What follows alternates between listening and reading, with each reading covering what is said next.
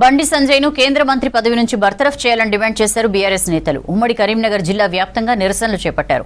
రాజన్న సిరిసిల్ల జిల్లా కేంద్రంలో బీఆర్ఎస్ శ్రేణుల నిరసనకు కౌంటర్ గా ఆందోళన చేశారు బీజేపీ కార్యకర్తలు. దీంతో ఉద్రిక్త వాతావరణం కొనసాగింది.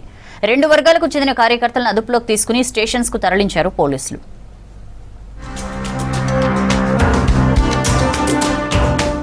కేంద్ర మంత్రి బండి సంజయ్ రాజీనామా చేయాలని డిమాండ్ చేస్తూ ఉమ్మడి కరీంనగర్ జిల్లాలో ఆందోళన బాట పట్టింది బీఆర్ఎస్ పార్టీ. అన్ని నియోజకవర్గాల్లో నిరసన కార్యక్రమాలు చేపట్టింది. కరీంనగర్ జిల్లా కేంద్రంలోనూ బీఆర్ఎస్ నేతలు ఆందోళన చేశారు. పోక్సో కేసులో బండి భగీరథను కఠినంగా శిక్షించాలని డిమాండ్ చేస్తూ తెలంగాణ చౌక్ లో నిరసన తెలిపారు. 100 ఫీట్ల ఫ్లెక్సీని రోడ్డుపై పరిచారు. ఫ్లెక్సీని అంటించే ప్రయత్నం చేయడంతో పోలీసులు అడ్డుకున్నారు.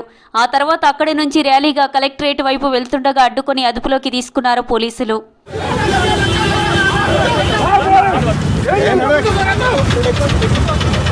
రాజన్న సిరిసిల్ల జిల్లా కేంద్రంలో ఉద్రిక్త పరిస్థితులు నెలకొన్నాయి. కేంద్ర మంత్రి బండి సంజయ్ రాజీనామా చేయాలని సిరిసిల్ల బీఆర్ఎస్ శ్రేణులు ధర్నా చేశాయి. కౌంటర్ గా బీజేపీ ధర్నా చేసింది. ఇరు వర్గాలను చెదరగొట్టే ప్రయత్నం చేశారు పోలీసులు. ఇరు వర్గాలపై లాఠీచార్జ్ చేసి చెదరగొట్టారు. చొప్పదండి మానకొండూరులోనూ ఆందోళనలు కొనసాగాయి.